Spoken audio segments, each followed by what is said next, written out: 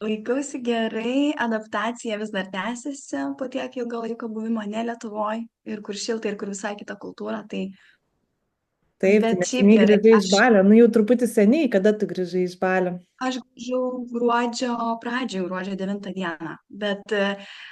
Bet aš jaučiu ramybės labai daug. Dabar man yra toks etapas, kur iš viso nesinori nieko spausti, nieko skubinti, tiesiog būti tam tokiam ramybėj. Aš nežinau, Balio energija yra kažkokia tikrai magiška, bet tuo pačiu jinai ir yra chaotiška. Nu, ten visas veiksmas, ten verda gyvenimas. Aš atsimenu, būdama tenai, norėjau Lietuvos miškų, Lietuvos ramybės, ypač tos žiemos periodą, kai visi į save, tyloj, tai va tą moterišką energiją daugiau pajusti.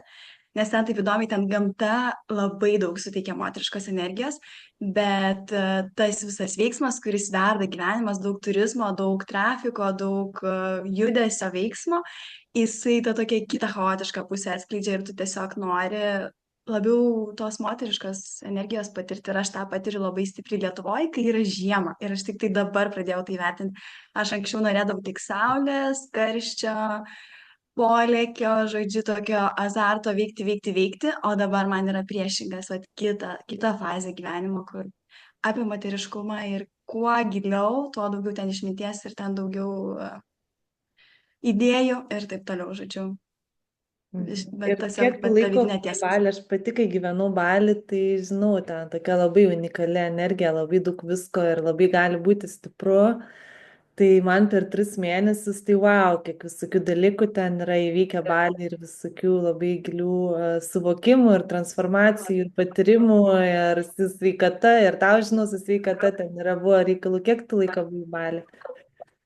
Aš prabuvau 8,5 mėnesio ir jau po pirmo mėnesio atvažiavimo ten, nes aš atvažiavau su labai daug iššūkių gyvenime, aš atvažiavau pirmiausia su sveikatos problemomis jau į Balį, apskritai su pasimetimu, su depresija, su pasiklydimu gyvenime, viskas man, tiesiog viskas atrodė, kad aš visiškai, kur be pasisukčiau kiekvienoje savo gyvenimo srityje, aš jaučiausi ne savo vietoj, kaip gyvenčiau visiškai ne savo gyvenimą tiek santykiuose, tiek darbe, tiek šiaip vidinė būsena, veiklos, kurios užsiminėjau papildomai, tiesiog visiškai jaučiau, kad nu, kažkur išklydau iš savęs ir labai neturėjau vertės. Nu, va, tiesiog visiškai jaučiausi, kad esu neverta net kažkur tai pokalbėje kokiam dalyvauti, labai kritusi savivertė buvo.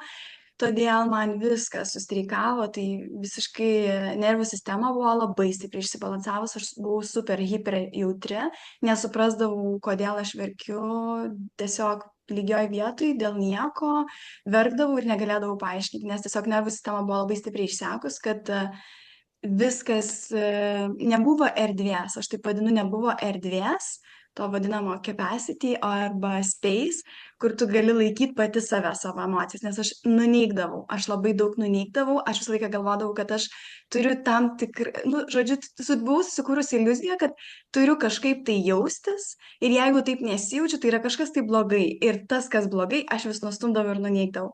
Ir kai aš tiesiog pajutau, kad aš nebeturiu energijos daugiau iš viso kovoti su tuo, kas vyksta, man reikia erdvės, nes aš savęs nebegirdžiu, aš tik tai girdžiu aplinkinių žmonių balsus, tu turi tą, tu turi taip, tu turi taip, tu turi tą.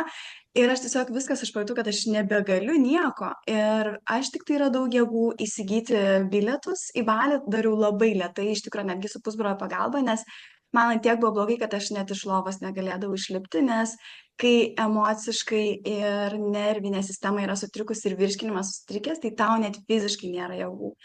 Tai aš tik tai jėgų atradau nusipirkti bilietus, mane tas truputėlį palaikė, kad aš kažkaip pakeisiu aplinką ir susikursiu savo saugią erdvę, kur aš galiu jaustis taip, kaip aš jaučiu, kad turiu jaustis. Ir išvažiavusi į Balį, nebuvo viskas, kaip aš galvojau, nu va išvažiuosiu, tai jau visas pasaulis pasikeis, jau dabar viskas bus gerai. Ir aš nesupratau, pirmas mėnuo eina, galvoju, nu, what the fuck, kas čia per nesąmonę? Tik atvažiuoju į Balį, turi būti viskas gerai ir nesikeičia, kad viskas gerai iš karto. Aš norėjau daug kartų pasiduoti, aš jau per pirmą mėnesį galvoju, ne, nieko čia nebus man per sunku vienai, aš pasiduosiu ir aš važiuosiu atgal, aš nebegaliu taip varyti, man tiesiog per sunku, nes aš su savo tom nervinės sistemos problemom ir hiper jautrumu, man net motoroleriai būdavo per baisu, mane gazdindavo. ir aš nežinau, ką daryti, nes aš viena buvau ir aš kažkaip turėjau tiesiog vieną nuostabią moterį, kuri visą šitą kelionę, iš tikrųjų vienintelis žmogus, kuris mane suprato ir visą mano kelionę palaikė ir neleido niekad pasiduoti, nes jeigu ne jinai, aš nežinau, aš turbūt būčiau pasidavus ir jinai vis laik manim tikėjo ir sako, tu žinok, tu esi labai stipri, tu tik dabar to nesupranti ir aš tave palaikau, kad išveščiau tave į šviesą. Ir man neleido pasiduoti ir aš tokia dėkinga, nes po mėnesio, po antro mėnesio aš pradėjau jausti, kad aš jau nebe tokia jautri, aš jau pradedu save girdėti ir aš, bet sakau, va, tas nepasidavimas, kai tu norėjai pasiduoti ir vis kiekvieną kartą, kai tu tau sunku, tu nukrenti ant žemės, atsiklaupusi verki, prašai Dievo pagalbos, prašai stiprybės ir kažkaip tą praeini. Ir tada tau pradeda kažkas tai giliau vertis. Atsiranda tas pasitikėjimas savimi, atsiranda ne tai, kad tau truputėlį kažkas atsitiko ir tu paleidai, pametei, bet tu niekad nepasidavai, kad ir kaip bebūtų sunku. Ir va tas užaugino mano vertę šiandien, nes va nuolatinis tikėjimas kažkuo daugiau, kažkuo giliau, ko dar nesupranti tą akimirką, bet va kažkoks vedimas, kad nepasiduoti. Tai va ten man buvo iššūkis po iššūkio ir iš tikrųjų kiekvieną dieną aš galvodavau, aš esu tokioj pačioj nuostabiausiai vietoj turbūt pasaulyje. Ir kas čia yra, kodėl nepavyksta taip lengvai flow gyventi. Ir man užtruko kuris tai laikas. Ir galiausiai aš vis tiek per tą vat, visą buvimą ten, viskas turėjo būti ne taip flow, bet per mano sveikatą, per daugybę to gylio suvokimų, kad aš šiandien grįžčiau realiai į tą patį seną gyvenimą, bet gyvenčiau absoliučiai kitose vibracijose. Nu, ta prasme, visiškai. Aš kaip prisimenu, taigi aš prieš metus buvau tose pačiose vietose, aš sutikdavau tos pačius žmonės, bet aš absoliučiai kitaip į viską žiūriu. Absoliučiai kita energija, man atrodo, tas toksai priėmimas visos savęs sukuria tą pilnatvę. Bet neneigimas tų emocijų, kurios ateina pas tave ir tų iššūkių, ir to skausmo, ir to sunkumo, ir tų metamų gyvenimo išbandymų tau, visą tai priėmus, tu jauti pilnatvę. Bet visiškai pilnatvę. Savo tobulumą, bet visus netobulus dalykus priėmus, tai jauti savo tobulumą. Čia netobulumai vietos yra, čia netobulumai vietos yra, čia netobulumai vietos yra. Ir tas bendras paveikslas sukuria tobulumą. Tai Mm. Jau man gera Balis tavęs yra... klausytis, aš atsimenu, aš kaip tik buvau Vermonte irgi miškuose ir tu man siusdavai balsą žinutės, kaip to ten valė visi procesai ir galvoju, kaip būtų faina padaryti tokį viešesnį pokalbį, nes mes ten abi dalindavomės savo procesais ir aš ten labai ėjau, tokia biškai atsiskyrus nuo pasaulio buvau irgi ėjau per savo visokius ir veiklas, ir santykius, ir vidinius procesus ir ten visokie dar buvo, nežinau, tie visi kosminiai laikotarpiai tokie stiprus, tai labai daug visko vyko. Tai vad Aš labai džiaugiuosi, kad mes darom šitą laivą ir kad mus Aš žiūri, irgi be matau. galo. Aš visą laiką, kai tu, Laura, man parašai, aš nežinau, man yra žmonės, kur tu tiesiog šiaip žemiškai bendrauji, bet yra žmonės, iš kurių gauni žinutę ir man dabar kaip saldainį išpakuosi, išklausysi čia tas žinutės ir tokia excited pasidarai. Tai man tavo žinutės būdavo va tas, nes aš jausdavau, kad mes tame gilyje ir aš galiu pilnai išreikšti taip, kaip aš jaučiuosi, taip, kaip aš galvoju, nes būna su kitais žmonėm, kurie nepilnai patyrinėja šitą dvasinį pasaulį arba savęs pažinimo pasaulį, jie tokioj daugiau žemiškai plotmėje gyvena ir jie negali pilnai su tavim į tą gilį nueiti. Ir tada tu jautiesi nepasisotinus iki galo, kažkaip nenueisi iki ten, kur tu tas tavo siela šaukia. O su tavimi man visada būdavo saldainiukai, tiesiog va sielai, eliksyras, nu, va, visada tie pokalbiai tokie gilus ir įkvepiantis ir užkuriantis ir aš visą laiką iki šiol žiūriu tavo storius ir tu mane taip įkvepi, tiesiog tavo veiklos, tavo autentiškumas, tavo drąsa yra be galo didelė dovana pasauliui ir tiesiog be galo žaviuosi tavimi, be galo. Oi, labai ačiū tau už gražius žodžius, net pasimečiau, nebežinau, ką sakyti. Tai gal grįžkim Priimta. tada gal prie tavo istorijos, nes tu vis dėlto esi svečias ir žvaigždė šito pokalbio. Tai tu gal irgi papasakok apie savo veiklas truputėlį, vat, kad tas balis irgi tau padėjo kartu su viso ta tavo identity, asmenybės shiftu, tau daug, kaip suprantu, buvo ir santykiuose, ir veiklose, ir taip kaip ir su šeima ten visokie labai daug dalykų keitėsi. Tai papasakok apie savo veiklas, nes mes susipažinom, kai tu kreipėsi ten į mane dėl marketingo patarimų, dėl socialinių tinklų, kai turėjai dar savo tvarių rūbų brandą, labai tokį įdomų. Po to, kaip ten baigėsi su to brandu, tu dirbai interjero dizainu. Tai gal tu pati papasakok ir kad būtų. Oi, šitą istoriją tai tokia ilga, aš iš tikrųjų net nežinau, nuo kurios vietos pradėti, nes kalbant apie mano visą pradžią, jeigu tai vad grįžtant į studijų laikus, netgi aš atsimenu, aš visą laiką dar kai mažytė buvau, tėvams sakydavau, aš būsiu dizainerė. Bet į mane nekreipdavo dėmesio, o kai jau atėjo tas laikas, kai reikėjo rinkti specialybę, aš jau tos pačios nuomonės buvau, kad aš noriu dizainą studijuoti. O kaip mes žinom, Lietuvoje, jeigu tu nori į gerą, kokybišką mokslą gauti, Lietuvoje yra Vilniaus dailės akademija arba ten kitos įstaigos mokymosi, kur tu turi turėti tą portfoliją jau anksčiau, jau tu turi mokėti profesionaliai piešti. Aš nežinau, kaip yra dabar, bet prieš 10 metų tai buvo. Tai tu turi profesionaliai mokėti piešti, kad tenais įstotum. O aš niekada nelankiau dailės mokyklos ir man buvo toksai didžiulis blokas, man tiesiog limitation toksai uždėtas, ne mano, nes aš dar buvau vaikas, kiek man 18-17 metų, tada 16-17 gal reikėjo rinktis tą profiliavimą. Ir aš tada suvokiau, kad liko 1 ar 2 metai iki vidurinės pabaigimo ir kaip aš dabar įstosiu, kur aš taip noriu, bet aš nemoku piešti. Ir man buvo pasakyta, nu tai jau niekada, aš net labai gerai atsimenu savo auklėtą mokyklą ir man pasakė, tai tu niekada nebebūsi dizainerė, nes tu nemoki piešti. Ir man tie žodžiai taip įsišaknyje, aš patikėjau tuo, dar vaikas tokiom plačiom, tikinčiam akim žiūri į pasaulį ir tau užgesino tą. Ir aš patikėjau tuo. Ir aš atsimenu, tada rinkausi specialybę, kur tiesiog artimiausia kažkokia galėtų būti gal to dizaino, nes ten aš stojau į tą universitetą, kur galėčiau šalia galbūt kūrybinės industrijas, žodžiu, VGTU yra verslo vadyba ir yra kūrybinės industrijos. Tai galvoju, arčiausia to kūrybinės industrijos galbūt būtų, bet aš neišlaikiau istoriją, mano buvo dalykas, kuris man praščiausiai sekėsi, o ten reikėjo labiausiai istorijos, labai iš tikro keista, bet reikėjo istorijos. Ir aš negalėjau ten įstoti ir aš turėjau planą. Gerai. Jeigu aš noriu kūrybinės industrijas, žinau, kad galima po kažkiek laiko persilaikyti kreditus, ten išsilyginti tą skirtumą ir perstoti iš to paties universiteto tiesiog į kitą fakultetą. Ir aš galvoju, tai gerai, tai planas būtų toks, aš tada stoju verslo vadybą, aš ten vis tiek gausiu žinių naudingų ir tada perstosiu ten, po pusmečio kokį išsilaikysiu papildomus tos kreditus, tenais paskaitas, kurių reikia ir perstosiu. Bet gavosi taip, kad aš tiesiog po pusmečio priėmiau kitokį sprendimą, kad aš pabaigsiu pilnai šitą dalyką, aš nebesiblaškysiu. Bet aš buvau per tą laiką išvažiavusi Erasmus į Daniją 0,5 metų.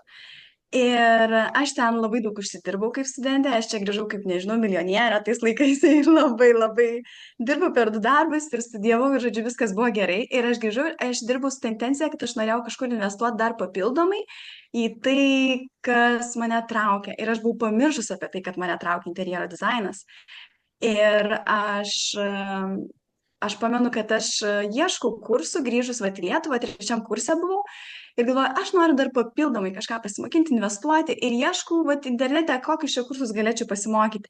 Ir aš buvau visai pamiršus apie interjero dizainą. Ir man iššoksta, kaip reklaminis toks per visą ekraną, interjero dizaino kursai, ten 6 mėnesių trukmės. Ir aš taip galvoju, čiagi mano svajonė kažkada buvo. Man kažkada kažkas pasakė, kad aš negaliu. O aš nusipirkti už pinigus viskągi galiu dabar. Kas man gali drausti nusipirkti ir eit mokintis? Ir aš nusipirkau tos kursus, aš ten buvau gal pavėlavus, gal 1 savaitę ir aš tiesiog paklausiau, ar aš galėčiau papildomai prisijungti dar, ar įmanoma. Tai jie mane priėmė, viskas buvo gerai ir tų kursų pabaigoje man tiesiog labai gerai ten sekėsi. Ir kursų pabaigoje reikėjo mums daryti tokį kaip baigiamąjį pristatomąjį darbą, nes mums išdavė sertifikatus ten, kad 6 mėnesius studijavom. Ir aš atsimenu kaip vaikas prie to dėstytojo, nes tas mano dėstytojas buvo ir architektas, ir dizaineris, ir labai labai daug patirties turėjo tame. Ir po Milaną, po Italiją ten patirties turėjo ir keliavo, ir į parodas visur važiuodavo.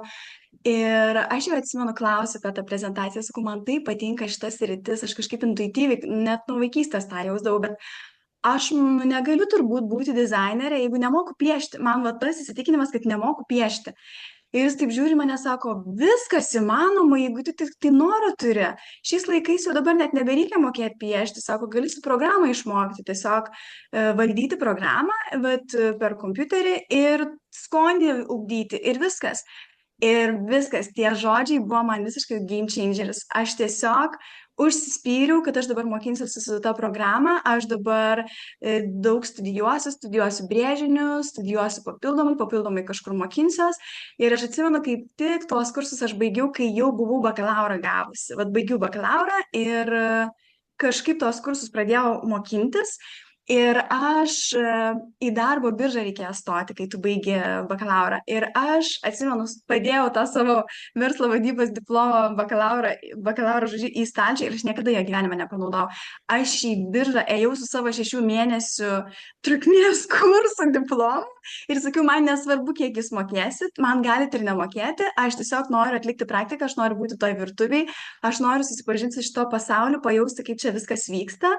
Ir aš gavau per gal 2 ar 3 savaitės pasiūlymą interjero dizaino kažkokioj tai įmonėj ten daryti tokius kaip per Photoshopą dekoracijų, žodžiu, kaip stilių kurti žmonių namuose ir ten nereikėjo per daug brėžinių, bet reikėjo daugiau tokio vizualinio estetinio sprendimo. Ir aš ugdžiausi tame darbe, aš ten viską taip nuo nulio, aš kaip sakau, aš buvau kaip žuvis į vandenį įmesta ir turėjau išmokti plaukti pati, nes aš labai save reprezentavau ir labai išreiškiau didelį norą, kad aš noriu tą daryti. Ir kol dirbau, aš lygiai greičiai mokiausi. Tai ir ten, bebūnant tame darbe, aš dar papildomai ieškojau, kur aš galėčiau išmokti profesionaliai, pavyzdžiui, brėžinius pateikti, juos studijuoti, su programom vizualus kurti. Ir aš gal skambindavau, ten irgi labai įdomu, nes aš tokioje vietoje dirbau, kur, žodžiu, tokia atvira erdvė ir visi, kas eina pro šalį, girdi, žodžiu, ką tu ten kalbi telefonu.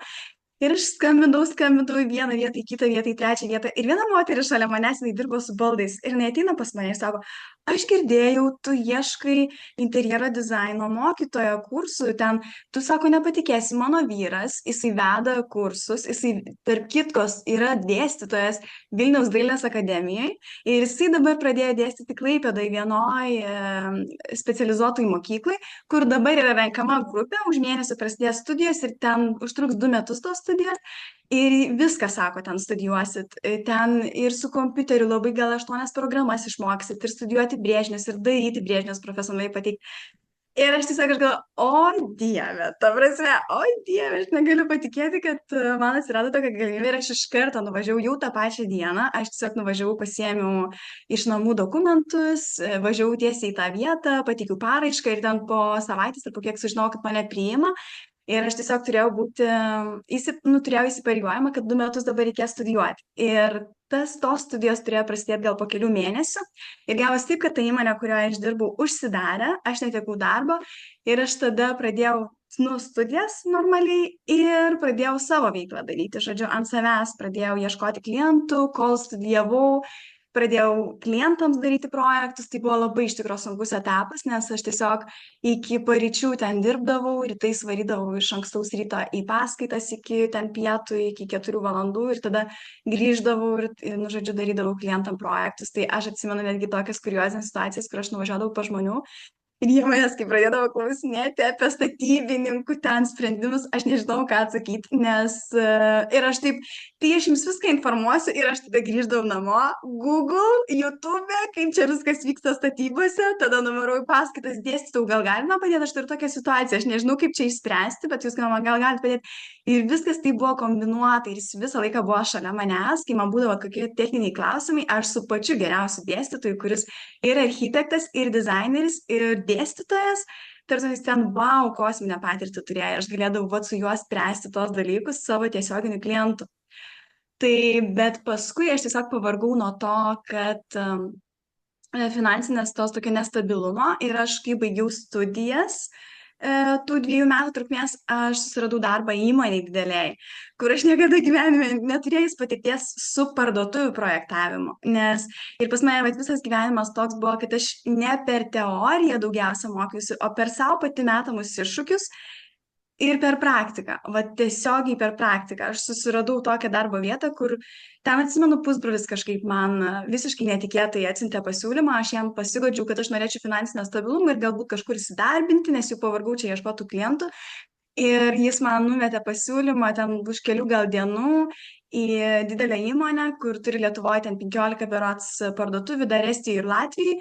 Ir jie ieško dizainerio. Ir tas vienas dizaineris turi viskuo pasirūpinti visom tom parduotuvėm. Ir aš, okei, pabandysiu aplikuoti. Ir ten buvo labai ilgas procesas, ten reikėjo daug užduočių padaryti iki interviu. Ir jie vis atsirinkdavo, va šitą kandidatą pakviečiu tada jų interviu, nes ten bet ko nekviesdavo. Tai buvo tas ilgas kelias ir galiausiai atsirinko mane. Ir man toks buvo, oi dieve, kur aš dabar papuoliau parduotuvės projektuoti, nu, my God, niekada to nesudarius. Ir 2 metus vėl ten išdirbau ir turėjau tikrai labai didelę patirtį su tokiais mastelio gal dalykais, sakyčiau, ir parduotuvių, pačiu prisiliesti prie parduotuvių matmenų, prie baldų, prie praėjimų, prie techninių visų niuansų, estetikos kūrimo ir tiesiog vat visokia Europa labai tokia praplečianti patirtis buvo. Ir tada prasidėjo COVIDas, bet aš prieš COVIdą aš jau buvau užmetus meškerės idėjinę prasme ir jau pradėjau kurti logotipą su drabužiais, nes aš tada labai, mano buvo stiprus toksai dvasinio prabudimo kelias, aš darydavau daug meditacijų, daug laiko su savim praleisdavau. Ir aš tiesiog, man per tai pradėjo eiti vizijos, idėjos drabužių. Ir aš šiaip tais nuo pat vaikystės aš mėgdavau su drabužiais daug dalykų daryti. Pavyzdžiui, nusipirkdavau kokį nors drabužį arba iš pardėvėtų rūbų parduotuvės ir aš jį perdarydavau į tokį autentišką unikalų, kur niekas neturi. Ir man tai būdavo mano aistra, man iki šiol tas labai patinka daryti. Aš tiesiog nusiperku kokį nors daiktą ir matau, kad jisai kažkaip kitaip turėtų atrodyti mano akimis ir aš jį perdarau. Ir man ta vat idėja, medituojant ir būnant daug laiko su savimi, man gimė tokio išskirtinio rūbo, vat vizija, ir aš pradėjau ieškoti internete, atsimenu, audinį, nes aš norėjau, kad jisai būtų tas rūbas, kad jisai būtų tokiai moteriai, kuri yra versli, veikli ir tuo pačiu laisva ir tuo pačiu laisva, tai turiu omeny ir savo požiūrio prasme, ir ta prasme, kad jinai galbūt eina į susitikimą ir jei po susitikimo jinai nori laisvės, nori kažkur ten galbūt į paplūdimį arba prie jūros ar kažkur į gamtą, ir tas drabužis jisai būtų toks transformuojantis, žodžiu, besitransformuojantis, irgi atspindėtų tą laisvę, tą moteriškumą ir tą laisvę ir tą įkvėpimą, kad tu kur tu bebūtum, tu gali tą rūbą persitransformuoti pagal savo tematiką, kur tu esi, pagal savo aplinką. Ir man gimė pirmojo rūbo, ten tokia transformuojamos tokios striukės idėja, mes ją sukūrėm, susivėję padarėm. Aš audinį spinčiausi iš specialios ten parduotuvės, net ne parduotuvės, o iš tiekėjų Italijoje, kur aš po to vėliau sužinojau, kad tie tiekėjai, jie dirba tik tai su garsiausiais prekiniais ženklais, tai yra visokie Gucci, Armani, Nike'as, žodžiu, tik tai su garsiais prekiniais ženklais. Ir aš galvoju, kaip aš čia atsidūriau, nes man tiesiog netikėta buvo, nes aš pamilau tą audinį, kai aš pamačiau tą audinį, ieškodama internete, man tai buvo visiškai iš mano vizijos. Tai, ką aš mačiau per meditaciją, tai, kas pas mane atėjo, aš tiesiog turėjau turėti tą audinį ir aišku, ten buvo reikalų jį gauti, nes ten jie parduoda realiai tik tai įmonėm, o aš nebuvau dar įmonė, aš dar tik tai pradedančioji, ten buvau su savo individualia veikla, tai žodžiu, ten daug tokių dalykų ir aš daug projektų įgyvendinau, kas liečia drabužius, paskui skūriau iš kaktusų odos, transformuojant tokį, Jėzus, kaip jisai vadinasi, kaip koža, nežinau, kaip lietuviškai išversti, jinai transformuojasi į daug Oda? labai... Jo, odinukę, tokia kaip odinukė, bet jinai gali būti ilga, nusima užtruktukas, nužindau kaklas visokiam pozicijom, rankovės. Ir ta oda kaktusų buvo parsisiunčiau aš iš Meksikos. Ir dar vienas buvo toks fainas sprendimas iš apelsinų šilko, 100% apelsinų šilkas, kuris pagamintas iš apelsinų tos žievelės, tos celiuliozės. Ir ten buvau porą irgi drabužių sukūrus tai marškinėliai, bet jau ten jie nebuvo transformuojantis, jie buvo tiesiog klasiški, man patiko kažkoks tai vat stilius ir aš vat iš savo idėjos sukūriau jį. Pagrindinė problema, kad aš supratau, kad per šitą vat kūrimo to brendo man ten tiesiog idėjų labai daug buvo, labai daug savęs realizavau per filosofiją to brendo ir pačių rūbų kūrimo. Bet kas liečia pardavimus, aš nepadariau pardavimų. Aš pardaviau tik tai vieną pirmą tą striukę transformuojančią ir tai ten tik tais per pažįstamus, nes aš nežinojau, kaip daryti marketingo, aš nežinojau, kaip daryti reklamos. Ir galiausiai, kai vienas verslininkas, kuris ten kelis verslus turi, jis atėjo pas mane, nes jis labai domėjosi tuo, ką aš čia darau. Ir sako, tau jau dabar, kur tu esi toj stadijoje, nes aš rūpinausi ir marketingu, ir tiekėjais, ryšių su tiekėjais, ir apskaičiavimais, buhalterijom, ir bendradarbiavimu su siuvėjom, ir pati buvime tame, nes tik tai aš žinau, kokia turi būti idėja ir kaip techniškai tai turi būti gyveninta. Tai visur dalyvavimas man vienai pačiai, ir dar aš fotosesijas darydavau, ir modelių ieškodavau, ir pati pradžiai buvau modelis. Ir vienu žodžiu, viso to suorganizavimas, sužiūrėjimas man tiesiog labai daug atėmė resursų, tiek finansinių, tiek laiko, tiek energijos. Ir tas žmogus, kuris kelis verslus turi, sako, tau jau dabar minimum 6 žmonių reikia. Minimum, nes tą, ką tu darai, čia yra wow. Bet ir aš atsimenu, kelis kartus bandžiau aplikuoti paraišką, kur buvo Lietuvoje, man atrodo, ar darbo birža, ar kažkas ten organizuoja būna projektus, kad gauti finansavimą, nes aš kaip pasiskaičiau, kiek man reikia investicijų, kad aš galėčiau išleisti į gamybą, pavyzdžiui, tas striukes, nes ten yra neįmanoma rankomis pasiūti, tu pirmą prototipą gali pasisiūti tokį rankinį, susivėję, pasižiūrėti, kaip gaunasi, išsitestuoti, bet paskui tau reikia vis tiek gamybos. Ir aš tokius didelius mastelius nuėjau, kad aš turėjau pasiskaičiuoti kaštus ir tada ieškoti investicijų. Ir aš atsimenu, aplikavau kelis kartus, man atrodo, į tą darbo biržą gauti finansavimą ir aš negavau. Ir paskui kitą kartą aš dalyvavau tokiam projekte, kur irgi pristatyti savo rūbus, tai visi ten buvo wow. Ir vienas susidomėjo verslininkas, kuris Danijai turi savo 2 verslus ir jis norėjo investuoti į tai, bet galiausiai išsiskyrė mūsų požiūriai, nes prasidėjo COVID-as, išsiskyrė mūsų požiūriai dėl tada, žodžiu, vertybinių dalykų, dėl skiepų ir taip toliau. Ir jisai tiesiog nustojo, jisai tiesiog pasakė, kad mums nepakeliui, nes mes jau čia nesutinkam mūsų požiūrį ir mums tada nepakeliui. Ir aš tada sustojau, aš kažkaip sustojau, atsitraukiu ir tada galvoju, aš kažką ne taip darau, kažkas yra mano viduj, ko aš neišsisprendžiu, nes aš tarsi jaučiu, kad aš pušinu, aš labai stengiuosi tos pardavimus daryti ar kažkaip atrasti tuos investuotojus, bet galiausiai aš supratau, kad galbūt gyvenimas man bando parodyti ir nukreipti kitą linkmę, bet kad aš kažkur kitur turiu eiti. Ir kad čia gal man neturi būti taip sunkiai, nes neturi būti taip sunkiai. Iš tikrųjų tau turi tiestis keliai lengvesni būtų, ne per sunkumą. Ir aš tada sustojau, aš tiesiog iki šiol nepaleidžiu šitos idėjos, kad aš to brendo neplėtosiu. Aš žinau, kad jisai kažkaip gali kitaip pasisukti. Jisai iki šiol stovi, bet aš tiesiog pasakiau, pauzę. Daviau visam tam pauzę, kad nepušinti ir nespausti. Ir tol, kol aš buvau pauzėj, aš pradėjau jausti, kad man vis tiek reikia finansinio kažkokio tai užsitikrinimo. Ir tada atsirado man galimybė dirbti taip, kaip aš norėjau. Aš dar Tenerifėj tada buvau, atsimenu, čia prieš kokius 3 gal metus nuo dabar. Ir aš pradėjau ieškoti darbo ir aš labai norėjau, aš viduje savo buvau pasakęs, aš noriu darbo kažkokio, kuris man suteiktų kūrybinę laisvę ir fizinę laisvę, ir finansinę laisvę. Aš nežinau, kaip tai turi būti, čia toksai išleidimas mano norai visatą, aš nežinau, kaip tai turi būti, bet aš noriu jausti laisvę visur.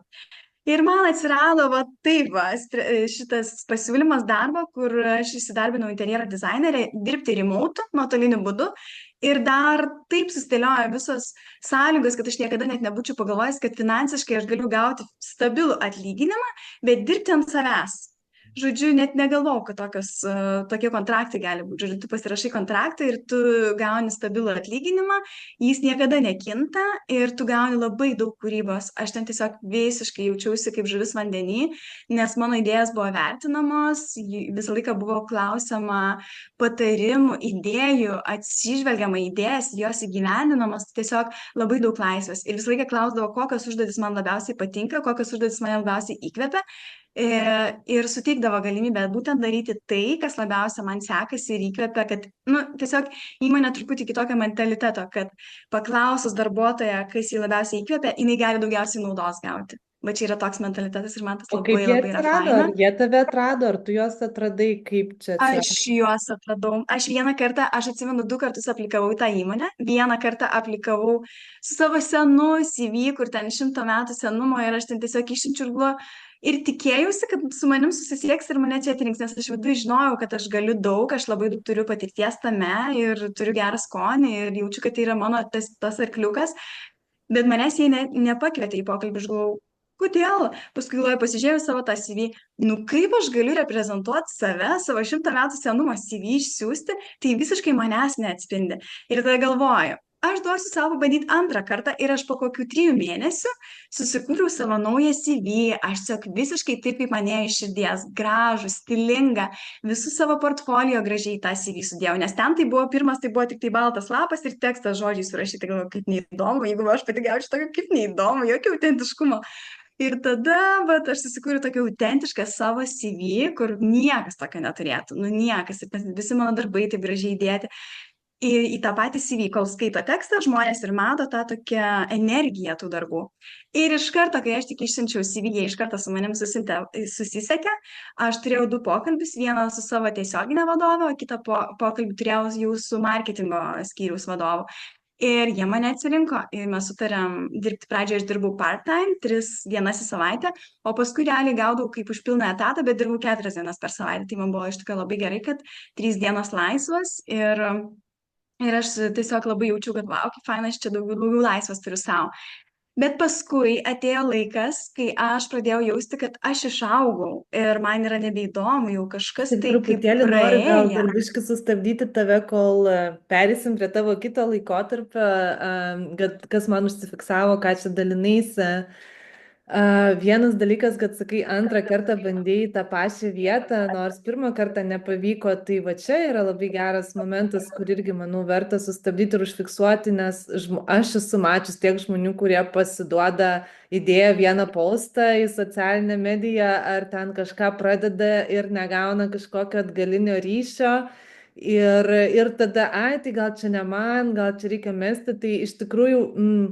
Ir apie tą pirmą brandą, kai pasakojai, kad taip skamba, kad tu tikrai įdėjai labai daug darbo, labai daug ką darėjai dėl to ir tik tai po kurio laiko pasakai savo, gerai, gal aš nemetu šios idėjos, bet galbūt kažkas stringa, aš dar nesuprantu, kas stringa, tai aš padarysiu tą pauzę. Bet ir tai dar net nesakai, kad ačiū, viskas nepavyko, reikia uždaryti ir čia net, tu galvoji to požiūriu, kad galbūt aš kažko nesuprantu, galbūt reikia kažką kitaip daryti, gal čia laikas ne tas, gal dar kažkaip taip pat ir su šita CV.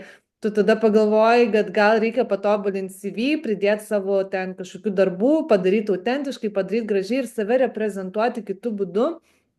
Ir tas yra labai daug kur ir asmeniniam brandė, kad kaip mes save reprezentuojam, kaip mes parodom save, ar tai net siunčiant CV ar privatų laišką, ar einant į tą socialinę mediją, į tą tokį didesnę erdvę, tai net pakeitę ten kažkokius dalykus ar kitokias nuotraukas, kitokių tonų šnekant, kitokį turinį dedant, tai tas gali labai pakeisti ir tas, kad gal pirmą kartą ten įdėjus kažką ar ten net pirmus kelis kartus nieks nesikreipia ar nevyksta, tai kad tai yra nuolatinis procesas, kad tai yra bandymų kelias bandyti ir ten pabandžius, nežinau, kelis mėnesius ar kažkiek tai laiko, kai jau galbūt tikrai jau niekas nevyksta, gal verta susimastyti, kad galbūt čia kažkas tai nevyksta, bet nepasiduoti po to pirmo bandymo. Tai va šitą kažkaip norėjau užakcentuoti dalyką.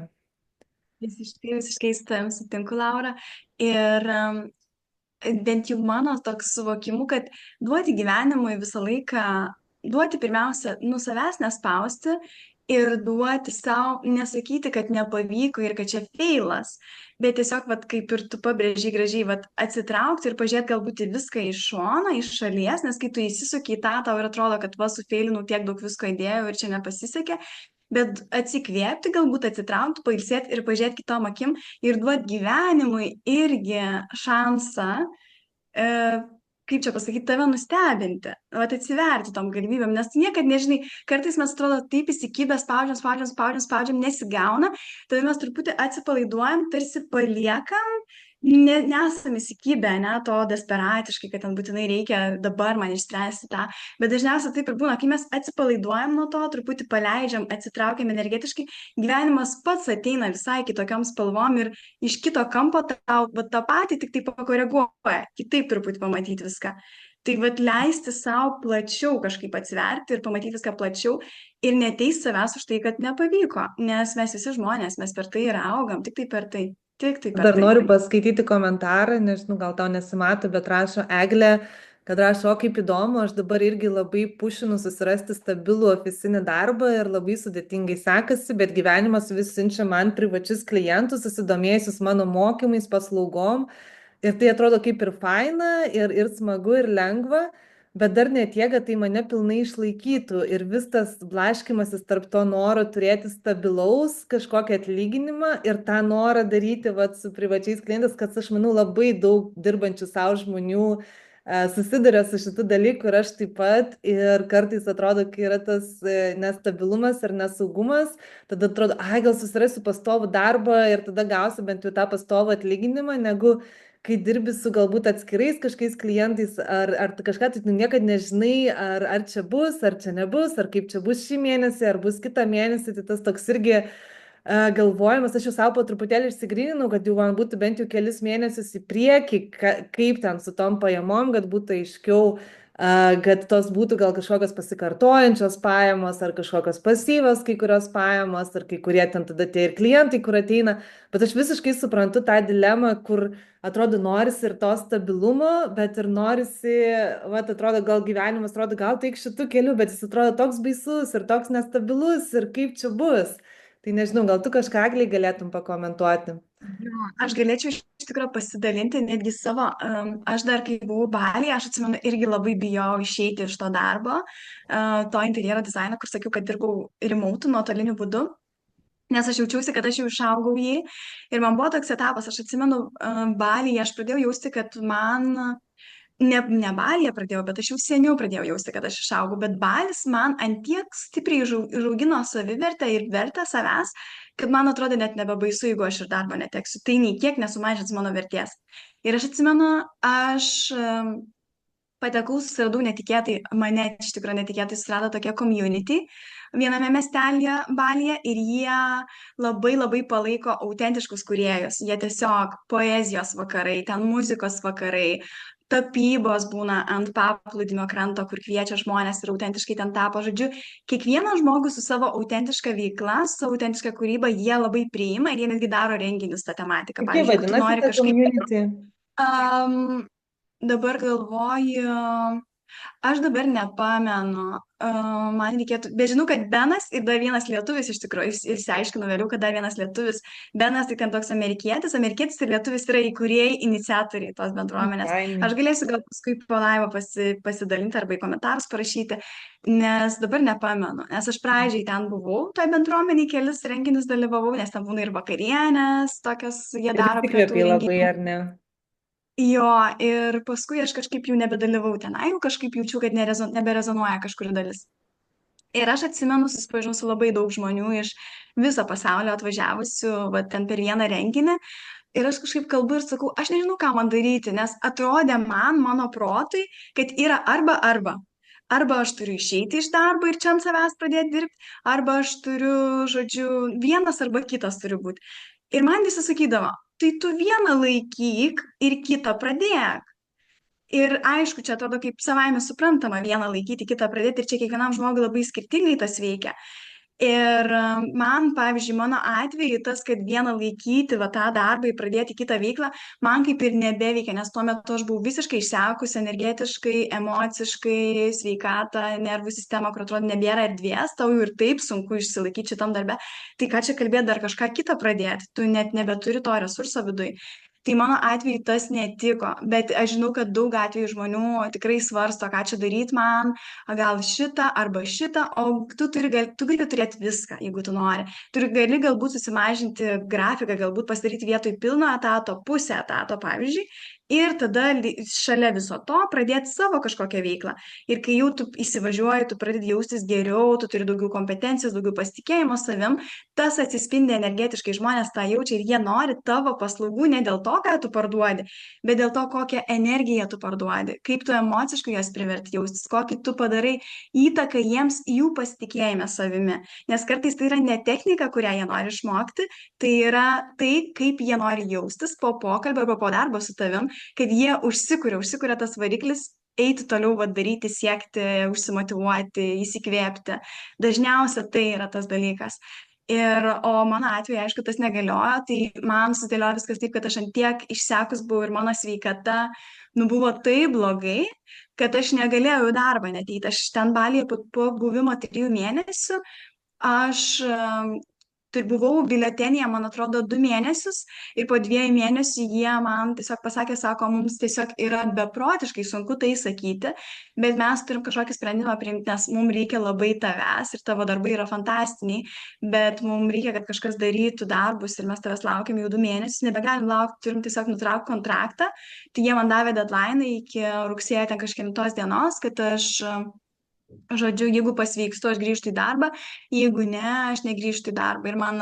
Ir, žodžiu, man buvo iš tikrųjų, aš atsimenu, tada gaila paleisti, bet ne taip sunku, kaip būtų buvę Lietuvoje. Nes kažkoks didžiulis šiftas, aš po to momentu supratau, kad labai didžiulis šiftas ir transformacija mane įvyko, kur atrodė, aš nebesiejau savęs su darbu, aš nebesiejau savo vertės su tuo, ar aš dirbu įmonėje, ar aš nedirbu, kas prieš tai buvo labai stipriai susijungę. Toks atrodo, kad aš savęs, kaip aš čia dabar atrodysiu, kaip aš čia dabar bus mano vertė, nukris, aš tokia niekam nereikalinga tarsi, o man tada ne, man tada visiškai buvo kažkaip persidėlio dalykai, kur atrodė, aš pasiduodavo, toksai pasidavimas, surrender angliškai, kur tu pasiduodi ir tu leidi gyvenimui tave vesti, nes tu žinai, kad tai, kas tavo yra vertybė, tai, ko siela trokšta, visata natūraliai veda į susilygiavimą. Tavo siela veda į to susilygiavimą, tos vibracijos, tos energijos.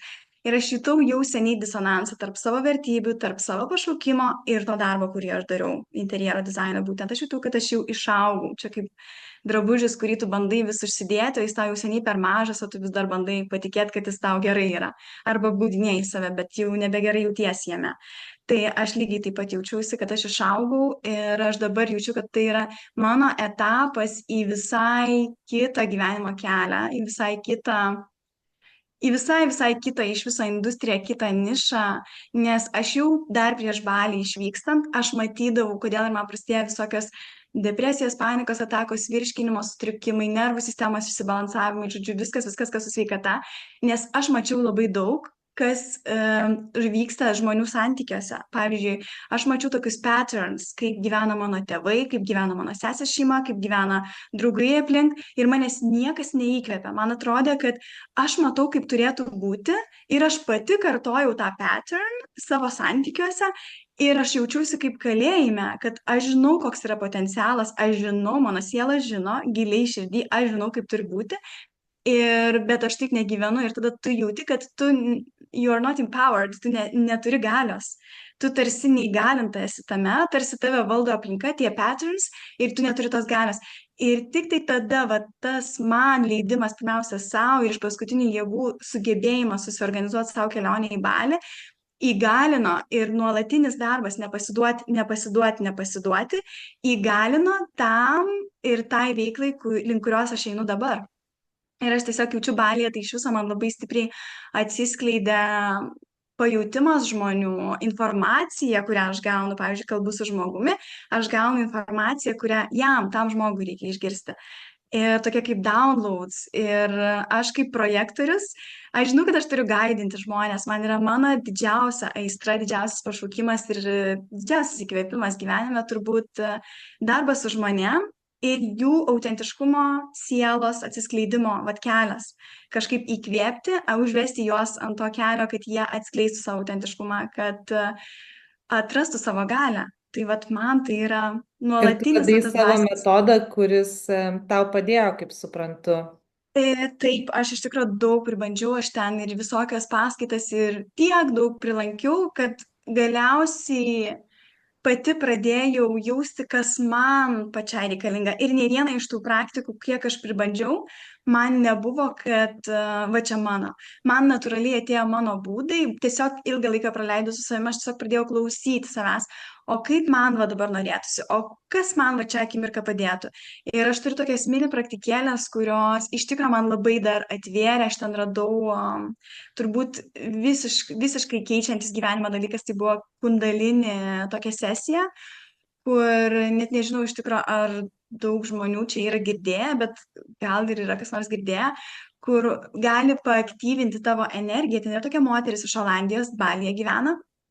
Ir jinai turi Dievo dovaną, jinai tiesiog turi Dievo dovaną, kaip paaktyvinti tą kundalinę energiją, nes dažniausiai žmonės, nu, kaip jinai sako, neturi blokų, bet jie užspausdami emocijas per gyvenimą, nes mes nesam edukuojami tą temą, kaip su savo emocijom tvarkytis.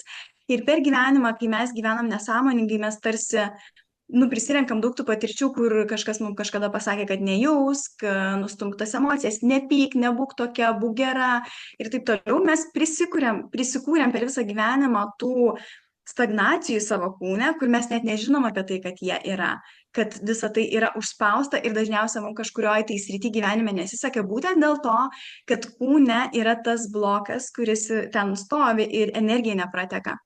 Ir dėl to kundalinė tas sesijos, aš kelias lankiau, tai man tiesiog padėjo visiškai atsiverti ir pradėti jausti visai kitaip, pradėti matyti visai kitaip, tarsi tikrai kažkas tai įvyko ir aš fiziškai net jutau, aš negalėjau patikėti, kai aš mačiau video, kad ten tu guli ir tau kažkokios kūno dalis juda, tau nejudinant jų specialiai. Tai aš fiziškai tai patyriau, aš tiesiog nieko nedarydama, mano galva, kaklas judėjo, aš jausmus patyriau, begalinę besąlyginę meilę patyriau, kurios nežinau, ar kada nors esu patyrusi, tai ten yra beprotiškai transformuojantis patyrimas, kur tavo kūne kažkas pradeda atsiverti, išeiti tas, kas turi išeiti. Ir vat nuo tų sesijų, kurias aš turėjau, man pradėjo visiškai keisti suvokimas apie tai, kad tai, ką mes jaučiam, mes tarsi užklijuojame etiketę, kad čia yra bloga emocija, aš neturiu taip jaustis. Ir aš supratau, kad mano depresijos ir viso kito užsistagnavimo gyvenime ir žemos savivertės problema ir šaknis buvo būtent neleidimas savo jaustis taip, kaip aš jaučiuosi šią akimirką. Ir tą tik tai reikia išmokti sveikai kultivuoti ir jausti, kad nebūtų, kad tu išsilieji ant kitų žmonių, bet truputėlį daryti bent kažkokias mini praktikas, turėti tą įsipareigojimą savo su savim, kultivuoti kiekvieną dieną ir tu vis daugiau įgilinai, vis labiau išjauti, vis labiau paleidi. Ir kai tu leidi tom emocijom būti, neteisiant, jas priimant, tiesiog ta energija, kuri turi tą dievišką energiją, jinai pro tave pradeda tekėti ir širdis tiesiog meiliai atsiveria. Tu meilę pradedi jausti. Aš labai gerai atsimenu momentus, kai Balyje aš buvau ir dar buvo pati pradžia mano atvykimo. Aš galvodavau, kas čia su manimi yra negerai, kodėl aš tik tai verkiu, kodėl, kas, ir aš tarsi teisiau save. Ir vieną kartą atėjo toks momentas, kai aš galvoju, palauk, bet taigi prieitą kartą, kai aš leidau savo verkti, po to aš pajaučiau tokią didelę meilę ir susijungimą su žmonėms, su visa aplinka, man kūryba pradėjo tekėti. Kitą kartą galvoju, buvo tas pats ir aš supratau, kad man gyvenimas tik tai bandė per mano ašaras ir per mano verksmą parodyti, kad čia yra viskas gerai su tuo, kad po visų tuo yra dovana. Ir kai tu leidi, tu priimi ir tą verksmą savo kaip kūdikį, kuris nori dėmesio, tu priimi, tu pažiūri mylinčiam akim, tau tiesiog meilė atsiveria. Ir tada tu suvoki, kad va šitos ašaros, tas verksmas ir tos emocijos atėjo su dovana atverti man širdį. Tiesiog atverti man širdį, atsiverti meiliai. Ir tada tu dėkoji viskam, kas vyksta tavo gyvenime. Ar tai būtų teigiama ar neigiama, kaip mes mėgstam klijuoti etiketės, tai viskas yra dovana. Tik tais tuo momentu aš žinau, kad yra sunku suprasti, nes mūsų protas yra įpratęs kurti istoriją, kad čia yra blogai. Bet jeigu mes nueitume į kūną ir tiesiog leistumėm jausti, atsivertų labai daug išminties, atsivertų labai daug meilės ir kūrybos, ir autentiškumo, ir to magnetiškumo. Tiesiog, nuostabus dalykai pradeda vykti. Dėl to mane taip įkvėpė šitas darbas su savim, beprotiškai. Ir tu dabar vystai, planuoji ar paleidai jau veiklą kažką daryti šioje srityje? Koks tavo dabar tolesnis kelias bus? Jo, labai geras klausimas, ačiū. Aš iš tikrųjų tai kai dar buvau Balyje, sukūriau moterų grupę, moterų bendruomenę, bet aš kol kas nesu aktyvi tenai ir aš nenoriu taip, kol dar pilnai nesu atsistačiusi sveikatos, nes dabar dar į reabilitacijas važinėju ir noriu jau pilnai jaustis toje energijai, iš kurios eina tas, kad nebūtų vėl pušinimo, nebūtų iš proto, nebūtų iš spaudimo, bet kad tai vat, eitų iš manęs, iš to širdies, nes mano tikslas dabar yra iš viso kiekvienoje gyvenimo srityje, ar tai santykiai su tėvais, ar tai santykiai su draugu, ar santykiai darbiniai, ar su žmonėm, ar veikla, kurią aš noriu daryti, man yra viskas širdies lygmenių. Man tiesiog viskas, aš noriu, kad viską daryčiau iš širdies. Jeigu aš jaučiu, kad aš esu valdoma emocijų, aš tada einu daryti darbą su savim, kad padėtų man atverti širdį. Ir tada žinau, kad tas, kas turi ateiti, nes aš turėjau intenciją išskleisti tą meilę per save žmonėms ir juos įkvėpti jų autentiškumui. Tai aš žinau, kad kai aš darysiu darbą ir būsiu įsipareigojime su savim tą daryti, aš žinau, kad tas ateis. Ir kai ateis, aš pajusiu ir tada man iš karto toks transliacija tiesiogiai, bet tiesiogiai per savo širdį transliuoju tą dieviškumą, dievišką energiją, tą energiją, kuri yra pati galingiausia žmogų pabudinti jo autentiškumui, jo galiai. Tai dabar visa tai yra procese ir mano tikslas ir didžiausias noras yra dirbti su moteriam, būtent moterų, tarp moterų bendruomenę, kaip ir sakiau, kurti, coachingus daryti, moterų ratus daryti, tai va toksai dar išsigryninimo man laikotarpis, kaip viską tiksliai susidėlioti, bet bus vieną dieną jau bus šitas, nes aš jaučiu, kad jau stiprėju, jau daugiau vis teka ir va tokie va pakvietimai, pavyzdžiui, kaip tu, Laura, man pasiūlai, man jau yra tokie mini ženklai, nes jau ir kitos moteris man rašo, pavyzdžiui, aš grįžau iš Balio, aš kol buvau Balyje, viena moteris mane kažkaip atsitiktinai susirado Facebook ir jinai mane stebėdavo. Ir jinai norėjo su manim susitikti, kai aš grįžau, aš susitikau ir jinai sako, o Dieve, kaip man palengvėjo, su tavim susitikus pakalbėjus, ir jinai paprašė manęs asmeninių sesijų. Mes dar nepradėjom jų daryti, bet aš jau matau visatos palaikymą tame ir vedimą. Ir tai tiesiog viskas yra dar procese, bet aš labai tikiu tuo, ką darau ir žinau, kad aš esu palaikoma Dievo visatos ir negali būti blogai. O viskas, jeigu bus neblogai, tai yra tik tai patirtis, tai yra tik tai, kas, kaip pasakyti, skatina mano augimą ir dar didesnį išsiplėtimą širdies. Tai va. Taip, ir kai tu apie tai kalbi, tai labai matosi, kad eina iš tavo širdies ir kad tu labai nori dalintis ir įkvėpti ir vat, tikrai labai, labai gera klausytis ir ta energija tikrai jaučiasi. Ir tada dabar, kaip tu grįžai iš to Balio, kaip ten baigėsi tavo visa kelionė Balį ir kaip tu pajutai, kad jau laikas grįžti namo. Mes jau čia labai prišnekėjom gan ilgai, tai jau reikėtų eiti link galo, tai, tai va. Tai... Aš trumpai, tai man ačiū labai, Laurita, tau už gražius žodžius ir už klausimus. Tai turbūt pagrindinis dalykas man buvo, aš jutau, kad aš Balyje labai daug irgi momentais ir ypač pačioj pabaigoj, apskritai visa kelionė mano buvo, kad aš labai daug spaudžiau iš savęs padaryti kažką, kas viskas ir šiaip savaime vyksta. Aš tiesiog labai daug tokio pušinimo įdėjau, kas privedė mane prie mano labai stiprių kaklo problemų, labai didelio įsitempimo. Man buvo antiek įsitempę raumenis, kad man netgi užspaudė kraujagyslės ir man, žodžiu, yra aplink smegenis toksai dangalas, kuris sudarytas iš sausgyslių ir man pradėjo spausti, kad mano net rega, mano buvo labai suprastėjusi rega, aš nematydavau normaliai vaizdo, buvo bliurinimas ir man ten prieš, dabar galvoju, kokį spalio mėnesį, aš grįžau iš Balio gruodį, tai vad kokį spalio mėnesį man prasidėjo labai rimtos problemos, aš net į ligoninę buvau kelis kartus paguldyta, tai jau čia prieš grįžimą, bet ir supratau, kad čia ir psichosomatikos yra labai daug, kad aš tiesiog pavargau būti vyru pati savo ir pavargau viską daryti per tokią kontrolę. Ir aš labai daug tiesiog pradėjau matyti ženklų, kaip draugas, kurį aš nuneigiau per visą Balio kelionę ir mes visą laiką palaikydavom ryšį, bet aš tarsi rašiau vizualizacijas, kūriau vizijas, kokio aš ten noriu to savo svajonę partnerio, o jis visą laiką buvo šalia, jis visą laiką norėjo manim rūpintis, jis visą laiką norėjo man finansiškai padėti ir visą laiką buvo šalia, o aš tik tai visata, tai kur tas mano svajonių vyras, o jam vis stop pedalas ir aš tada galiausiai pradėjau suprasti, tai gal man bando tokiu būdu kažką pasakyti, kad tai, ko aš ieškau, aš norėjau namų tada, aš norėjau jų šeimos, aš norėjau kažkokio tai stabilumo, ramybės. Ir aš gal tai, ko aš noriu širdyje, man jau yra, tik tais aš vis nustumiu, nes aš kažkaip kitaip čia susikūrus tą paveikslą. Ir galiausiai man pradėjo per visus tuos išvežinėjimus manęs į ligoninę, mane į ligoninę 3 kartus išvežė ir man ten su greitosiom, nes kraujas į galvą nebetekėjo vienu momentu. Žodžiu, buvo ten visokių tokių ekstremalių situacijų, kur aš galvojau vienu metu, kad net numirsiu.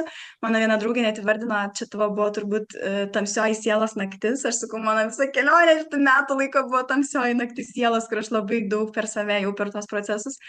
Ir aš supratau taip stipriai daug visokių mano įsitikinimų tiesiog griuvo per tą vieną naktį ligoniniai. Tiesiog griuvo ir aš supratau, kad viskas, ką aš matau aplinkui save, yra mano atspindys tos akimirkos. Ir viskas, kas tik tai man, apie ką man visą tai yra, tiesiog atsigręžti į save ir daryti savo vidinį darbą. Ir nenuneikti tų emocijų, kurios kyla. Nenuneikti tų žmonių, kurie aplink tave pasirodo, nes kiekvienas žmogus neša tau žinutę. Ir nelyginti, kad čia aš dabar šitose vibracijose nenoriu būti, aš noriu tik tais būti high vibe, o gyvenimas ne apie tai.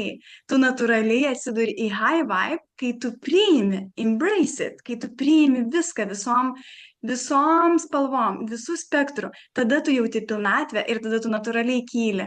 Ir aš supratau, kad per tą draugą, kurį aš norėjau atstumti, aš tiek daug nuneigiau savo gyvenime ir tiek daug laikydama tą stabdžio pedalą susikūriau savo įtampų, kur man fiziškai atsispindėjo. Ir aš tiesiog pasidaviau. Aš tiesiog atsimenu, pasidaviau, aš gulėjau ligoninėje, man buvo prastai ir aš draugui atsivėriau, aš tiesiog pavargau kovoti, aš noriu ramybės. Ir jisai atskrido pas mane į Balį, padėti man atsigauti, 2 savaitės pabuvom dar kartu ir tada grįžom į Lietuvą. Ir aš tiesiog supratau, kad, nes aš buvau labai stipriai įsikibus, kad aš dabar čia kursiu naują gyvenimą Balyje. Ir aš po to supratau, kodėl aš savo irgi tiek daug conditionings prisidarau. Kodėl aš negaliu laisvai viską pasižiūrėti. Gerai, dabar toks etapas, aš dabar kuriu ramybę Lietuvoje, bet aš visą laiką galiu susikurti savo galimybę išvažiuoti, kai man reikia, komandiruotis, įsikvėpti, reflektuoti, pabūti. Ir aš žinau, kad jis man tą gali suteikti, jis gali tą priimti. Ir kodėl aš tada turiu pasakyti ne, kai man gyvenimas sako taip. Ir tiesiog supratau, kad reikia pasitikėti ir pasiduoti tam vedimui ir mažiau priešintis. Bet man tai buvo pamoka. Mažiau priešintis ir daugiau pasitikėti. Ir Tai jo, atsipalaiduoti. labai pavaikščiai panašu įvairiais keliais takeliais ir tada sugrįžai į Lietuvą po visokių transformacijų ir po visokių pokyčių.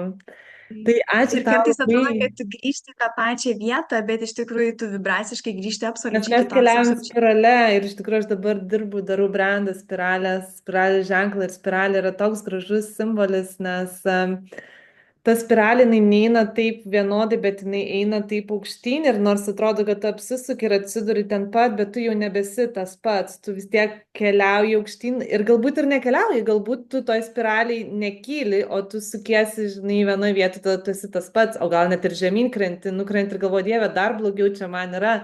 Tai tas toks, aš tai taip kažkaip matau, kad mes vat, kažką pereinam ir galbūt atsiduriam kažkur panašiam epizode, bet jau mes esame visai kitokie ir visai kitaip tas gyvenimas gali pasisukti ir atrodyti ir ta visa kelionė, tai tokia yra labai, labai įdomi gyvenimo. Va Labai. čia Irena sako, Monikutė, esi puikiai vedlėja, gal čia pažįstama tavo?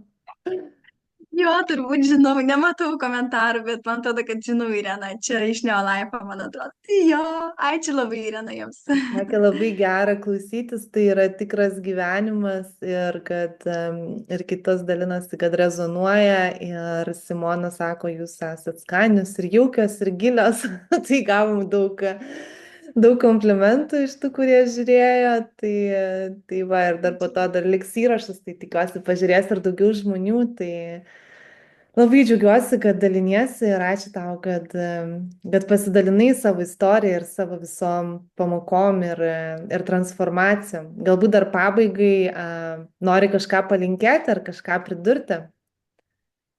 Jo, aš norėčiau visiems palinkėti niekad nepamesti savo svajonių ir savo vidinio vedimo. Ir kaip man daug kas gali dabar sakyti, nu tai ką tu ten pasiblašky Balyje ir grįžai vis tiek ten pat. Aš visą laiką sakiau ir sakysiu, kad tai, ką žmogui reikia patirti, jisai privalo klausytis to vidinio vedimo ir važiuoti, patirti tai, ką reikia patirti.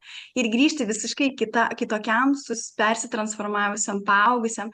Nes aš, vat ir draugui sakau, ir kitiems žmonėms, aš turbūt ir dabar būčiau nenurimus ir ėjusi sienom, jeigu aš nebūčiau gavusi tos patirties. Tai tiesiog visos patirtis žmogui yra be galo reikalingos ir dėl to aš noriu paskatinti visus nuolat klausyti savo vidinio vedimo ir tik tai daryti tai, ką jūs jaučiat, kam jaučiat didžiausią įkvėpimą, kam jaučiat didžiausią smalsumą, tiesiog eiti ir tyrinėti. Ir nėra feilų, tiesiog nėra, kad nepasiseka. Tuo momentu gali atrodyti, kad suklydau, bet šiaip in the long run, toj tolimesnėje ateityje, paaiškės, kad jūs daugiausia, kur galvot, kad nepasisekė jums, ten didžiausias buvo laimėjimas, ten didžiausi deimantai slypi.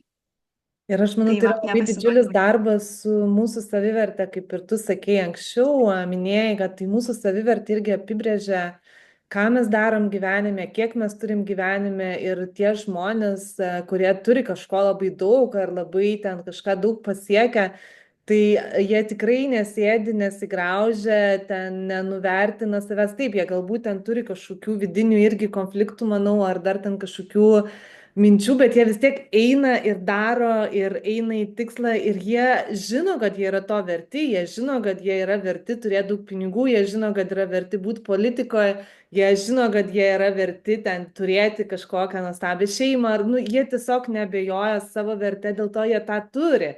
Nes jeigu mes save nuvertinam, tai net kartais ir ateina galbūt galimybės ir kažkokie žmonės ar kažkokie pasiūlymai, bet mes ant tiek savim netikim, kad galvom, ai, čia gal man čia per gerai, aš čia to nepadarysiu, arba įsivertinam save per mažai, po to sakom, per mažai uždirbam, po to pasižiūrim į kainas, kiek žmogus įsivertino ir ten nu, visiškai mažai įsivertins, tada reiškia, jis turi automatiškai labai daug dirbti, nes jisai įsitikinimą turi, bet kaip tik irgi šią savaitę kažkas minėjo iš mano mentorystės, kurią dabar darau, kad yra labai stiprus įsitikinimas, kad aš čia tiek daug turiu dirbti, kad atrodo būčiau vertas kažką turėti ir tada jau čia, jau kai uždirbu daug bedirbdamas, tai jau čia tada nu, toks jautiesi vertas, nes jeigu tau tiesiog gausi vienu kartu ten labai daug pinigų, tai tada nu, labai daug yra su tuo susiję visokių limitavimus ir čia ne tik apie pinigus, čia apie bet ką, apie tą laisvę gyvenime. Net tą drąsą išvažiuoti, aišku, tu išvažiavai, nes tau galvojau taip labai blogai, kad tu jau nebežinojai, ką daryti, bet labai daug žmonių neišdrįsta, jie tiesiog bijo ar išvažiuoti kažkur vieni, ar kažko ten imtis vieni, ar nueiti, net pavalgyti vieni, kiti bijo. Tai va tas irgi, manau, labai svarbus yra darbas su savivertė, kad aš leidžiu savo, aš tiesiog leidžiu savo patirti tą gyvenimą taip, kaip aš jį noriu patirti. Ir aš esu to vertas. Tai va čia irgi labai svarbus aspektas, manau. Būtent labai labai svarbu ir dar noriu pabrėžti apie pačią savivertę. Pavyzdžiui, kartais yra žmonėms sunku patikėti, kad aš galiu būti vertas. Tai aš pirmiausia sakau, kaip augintis tą savivertę. Tai pirmiausia, reikia įsiklausyti, kažkaip atrasti jėgų ar kažkokias praktikas savo mini pasidaryti, įsiklausyti ir tokiais mažais žingsneliais, vat, paklausti, ko aš norėčiau šią akimirką. Ir bent kelis kartus per dieną, ar bent vieną kartą per dieną duoti savo tai, ko tau norisi, nes tik tai tada tu jautiesi, kad tu pasotini, patenkini savo tą vidinį vaiką ir tavo savivertė pradeda augti. Man tai buvo visiškai su Baliu, nes aš kokius 2 metus visiems kalbėdavau, kad aš noriu važiuoti į Balį ir aš neleisdavau savo, aš jaučiu, kad aš gyvenau ne savo gyvenimą, kitų žmonių vėžėse jau gyvenau ir jaučiausi nepatenkinta savim, neįgalinta, neskleidžianti savo talentų ir to vidinio vaiko nepakurstanti.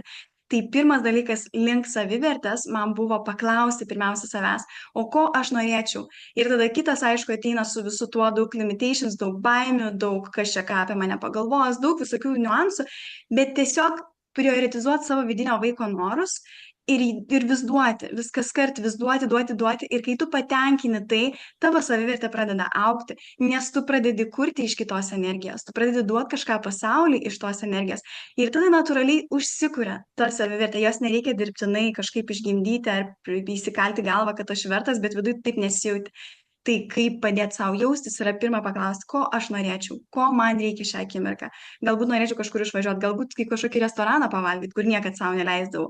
Galbūt laiko savo skirti, kur niekad neleisdavau savo skirti, bet tiesiog nuo vaikų ar nuo draugų ar nuo dar kažko. Bet leisti savo, be jokios kalties, leisti savo. Taip, ir aš sakau, leisti savo. Tai leiskim Tai savo, kuo daugiau leiskim savo. Tai ačiū tau, Monika, dar kartą, kad buvai, kad dalinaisi ir ačiū tom, kurios žiūrėjot, komentavot ir tom, kurios dar žiūrės vėliau. Tai ačiū, kad esate, tikiuosi buvo naudinga ir linkiu visoms gražios dienos.